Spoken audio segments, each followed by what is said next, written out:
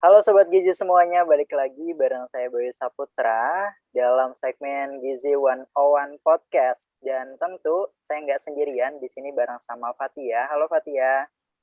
Hai, Bay. Gimana kabarnya nih? Alhamdulillah baik, masih puasa ya kita ya sekarang. Berapa hari lagi kita menuju Lebaran? Betul banget nih. Gimana Fatia, mudik atau enggak hari ini? Aku enggak, aku masih di Jabodetabek nih. Oke, dan semoga teman-teman semua yang ada di rumah yang mendengarkan juga sehat selalu, mau mudik atau enggak, pokoknya selamat berlibur bareng keluarga. Dan untuk episode kali ini spesial banget nih Fatia, karena kita berkolaborasi dengan FNH Consulting.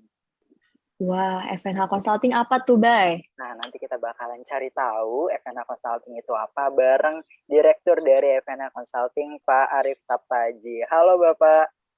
Halo, Ya, Bapak. halo, hai. Halo Bayu, Fatia. Halo Pak, gimana Pak kabarnya Pak? Alhamdulillah baik ya. Alhamdulillah. Mudik Bentar lagi juga ya, Lebaran ini ya. Iya. Iya. Hawa-hawa oper udah kecium. Sudah mulai lemes pada ya. belanja kue Lebaran belum nih? Udah, Pak. Udah banyak banget di kue Lebaran karena semuanya mudik kan. Oke deh. Akhirnya ya, Bay ya. Setelah 2 tahun FNH. ya. Iya, FNH Consulting dan Gizi 101 bisa kolaborasi nih di podcast kali ini. Kita mau bahas tentang apa dulu nih, Bay, sebelum lanjut ke FNH Consulting itu sendiri apa? Oke, karena beberapa hari lagi kita mau Lebaran, merayakan Idul Fitri yang identik dengan makanannya, kita bakal ngebahas nih gimana sih cara bijak untuk mengonsumsi makanan khas Lebaran menurut ahli gizi. Dan ya tadi kita udah kenalin nih siapa yang lagi bareng kita, dan mungkin Pak Haji bisa memperkenalkan dan memberitahukan kepada Sobat Gizi semua FNH Consulting itu apa sih Pak? Oke, baik. Terima kasih banyak Gizi 101 yang sudah berkolaborasi dengan FNH Consulting. Kita diberikan kesempatan untuk hadir di podcastnya Gizi 101. FNH Consulting itu kepanjangannya Food Nutrition and Health Consulting, yaitu sebuah perusahaan konsultasi di bidang gizi, pangan, kesehatan yang banyak membantu para baik itu akademisi, perusahaan, ataupun lembaga, baik itu pemerintah ataupun swasta, untuk bisa menyampaikan visi misi mereka tentunya dalam bentuk visi dalam gizi, pangan, dan kesehatan. Kita banyak layanan yang kita berikan, mulai dari pendampingan workshop, kemudian pendampingan akreditasi program studi, ya tentunya program studi kesehatan ya, di mana FNH Consulting ini diinisiasi oleh 5 organisasi terkemuka, yaitu ada ANOGI, kemudian IAKMI, kemudian ada Pergizi Pangan, ada AIPGI, kemudian ada juga ISAGI. Jadi kurang lebih seperti itu Fatia dan Bayu, FNH Consulting memberikan pendampingan ya B2B, business to business kepada lembaga pemerintah ataupun non pemerintah di bidang pangan, gizi, dan kesehatan. Wah, keren banget sih Fatia. Dan ini kita udah punya satu visi nih Pak terkait dengan bergerak di bidang gizi dan juga kesehatan. Mungkin dari kami adalah fokusnya untuk mengedukasi teman-teman semua lewat media sosial, dan FNH Consulting lebih kepada bekerja sama dengan instansi pemerintahan dan non pemerintahan untuk menyampaikan visinya khususnya di bidang pangan dan juga gizi. Betul. Oke. Untuk topik kali ini kayak menarik banget ya, tadi udah disampaikan kita menuju Hari Raya Idul Fitri dan identik dengan makanan-makanan yang tinggi lemak, kemudian tinggi gula. Dan dari beberapa hari kemarin kita udah research ke teman-teman Sobat Gizi di Gizi 101 dan ke teman-teman kita masing-masing, aku, Fatia, dan teman-teman Gizi 101 yang lain, itu menampung pertanyaan mereka tentang makanan khas Lebaran nih. Dan kita mulai dari mana ya Fatia ya? Mungkin ini kali ya, jadi di Gizi 101 ini kita punya panggilan nih Pak buat audiens kita, namanya itu Healthy Fellas gitu Pak. Healthy Fellas. Iya Bapak. Jadi ini dari teman-teman dari Healthy Fellas ini tuh ada titipan pertanyaan nih Pak Haji, buat Pak Haji. di topik kita kali ini. Jadi pertanyaannya itu masih berhubungan sama yang Bayu ucapkan tadi ya Pak. Kita kan saat Lebaran ini cenderung mengonsumsi kue, opor, dan cenderung tuh tinggi lemak, tinggi gula juga ya Pak ya. Nah, pertanyaannya ini Pak, apakah saat konsumsi hal tersebut yang berlebihan di saat hari raya itu memang ada nggak sih Pak efek negatifnya bagi tubuh kita? Seperti itu Bapak pertanyaannya. Oke, ya. Biasanya Lebaran itu identik dengan balas dendam ya, selama kita sudah sebulan penuh berpuasa di bulan Ramadan, dan mereka merayakan Lebaran tersebut dengan apa? Dengan makan makanan yang biasanya tidak dibatasi ya sama mereka. Iya. Nah, jadi untuk makan makanan yang seperti tinggi lemak ataupun gula itu tentu juga akan berdampak kepada tubuh kita apabila kita mengkonsumsinya terlalu berlebihan, Fatia sama Bayu. Oke. Berarti untuk ininya sih Pak, sebenarnya ada bahayanya. Iya, bahayanya ketika kita mengkonsumsi secara berlebihan makanan tinggi lemak dan juga tinggi gula seperti apa? Ya, tentunya nanti dampaknya ya dalam jangka pendek dan jangka panjang ya. Kalau jangka pendek ya itu bisa memberikan berat badan kita cepat naik ya, karena konsumsi tinggi kalori, makanan-makanan yang tinggi lemak ataupun tinggi gula tersebut. Kalau jangka panjangnya itu bisa jadi mempengaruhi kadar profil lemak kita, ya, kemudian kadar gula darah kita, sampai yang paling buruk bisa meningkatkan risiko terkena diabetes mellitus ataupun dislipidemia. Wah, berarti efek jangka panjangnya ini lumayan serius ya Pak ya, dislipidemia, lalu juga diabetes mellitus ini ya Pak. Dan itu mungkin juga terjadi bagi orang yang tidak mempunyai keturunan ya Pak untuk diabetes mellitus ya Pak? Betul, itu karena gaya hidup. Ya. Oke, benar berarti. Oke, mungkin next-nya nih Bayu, ada pertanyaan apa lagi nih Bay? Oh, ada. Ini berkaitan sama yang tadi juga sih Pak. Kan kalau misalkan kita makan secara berlebihan itu tadi dampaknya bahkan bisa sampai kepada penyakit tidak menular yang tingkat mortality-nya tinggi gitu, seperti diabetes mellitus dan bisa juga ke jantung koroner. Nah, cara supaya kita ngatur nafsunya gitu Pak, supaya kita bisa ngatur pola makannya, itu ada tips and trick nggak sih Pak? Atau ada takaran gitu menurut ahli gizi, kayak satu porsi opor itu udah cukup untuk sekali makan gitu, kayak kita udah nggak perlu lagi atau seperti apa? Ya, tentunya akan berbeda-beda ya Fatia sama Bayu, tiap orang itu. Nah, kalau misalkan kita ingin terhindar dari dampak seperti itu, kita juga harus menjaga pola makan kita ya. Kita tentu tahu bagaimana pedoman gizi seimbang itu seperti apa, kemudian isi piringku itu seperti apa, di mana dalam satu porsi makanan, satu piring itu terdiri dari beraneka ragam jenis makanan. Sebenarnya kalau kita ngobrol tentang Lebaran, kemudian kemungkinan berat badan naik juga setelah kita berpuasa, itu bisa terjadi karena euforia sesaat ya teman-teman. Karena pingin ya merayakan gitu kan. Kalau menurut saya sih 1-2 hari nggak apa-apa kita loss makan gitu, nggak masalah. Karena 1-2 hari kita misalkan mengkonsumsi berbagai macam makanan pun tidak sampai untuk memberikan dampak yang signifikan seperti yang kita bahas tersebut ya.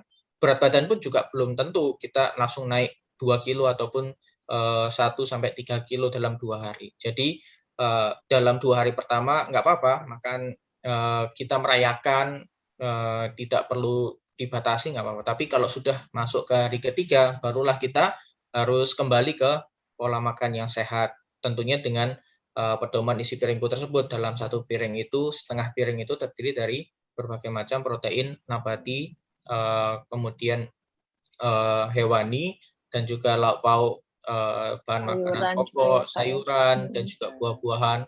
Nah, seperti itu ya. Jadi nggak apa-apa kita 2 hari awal nggak perlu membatasi, tapi hari ketiga kembali ke jalan yang benar. Oke, Jadi kembali ke jalan pola yang benar. makannya harus dijaga lagi. Benar tuh, benar. Iya, kalau berkaitan dengan isi piringku, kemudian pedoman gizi seimbang. Nah, dari Gizi 101 sebenarnya udah ada informasinya ya teman-teman di Instagram, bisa dicek lagi tuh kira-kira dalam di feeds satu mana sih, piringku itu harus seperti apa polanya, komposisinya bisa dicek lagi. Nah, ini aku mau nanggepin jawaban dari Pak Aji tadi nih, Bay. Oke. Jadi kan kalau untuk euforia saat sehari 2 hari itu masih oke ya Pak. Tapi kan di Ya. Indonesia ini sampai Hmm. ada ya Pak di beberapa daerah tuh Lebaran ketupat itu sampai 7 hari ya Pak. Jadi mereka masih merayakan dan ditutup dengan di hari ke-7 itu baru mengkonsumsi ketupat gitu ya Pak. Berarti kan selama 7 Iya. hari full itu mereka masih makan yang cukup nakal gitu ya Pak. Ya. Nah sebenarnya ini Pak, selain tadi ya yang pola gizi seimbang seperti itu, ini ada nggak sih Pak kayak jenis makanan atau minuman yang wajib dikonsumsi untuk masyarakat nih Pak saat Lebaran untuk mengimbangi makanan khas Lebaran agar tidak berakibat pada naiknya berat badan gitu Pak.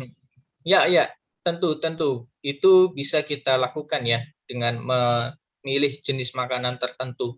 Nah, jenis makanan tertentu itu seperti apa? Ya, kita mulai memilih ya makanan yang segar dan juga sehat ya, dalam artian memberikan manfaat yang tidak terlalu tinggi dalam kenaikan kadar gula darah kita ataupun terlalu tinggi dalam salah satu zat gizi makro yang ada di dalam makanan tersebut, seperti tidak terlalu tinggi di karbohidrat ataupun di lemak.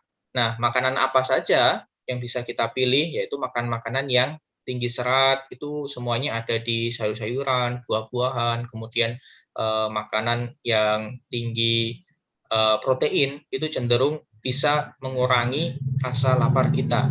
Karena kalau kita makan protein itu memberikan efek rasa kenyang juga menjadi lebih lama daripada kita mengkonsumsi terlalu banyak karbohidrat. Jadi seperti itu jenis makanannya. Kemudian untuk minuman, ya 2 hari bolehlah ya kita minum minuman manis, berbagai macam minuman yang mengandung gula. Tapi kalau sudah hari ketiga, keempat, kelima, usahakan untuk kembali lagi ya kita cenderung mengutamakan konsumsi air putih daripada minum-minuman tersebut. Jadi cukup simpel sih, seperti itu Fathia dan Bayu. Iya. Tetap ya Pak ya, tetap harus ada buah-buahan dan sayuran setidaknya ya Pak tadi ya. Oke, berarti Healthy Fellas semua yang di rumahnya masih belum ada buah-buahan, masih ada kue kering doang, masih ada brownies, masih ada kue-kue basah lainnya, cepetan beli buah-buahan sekarang keburu habis ya.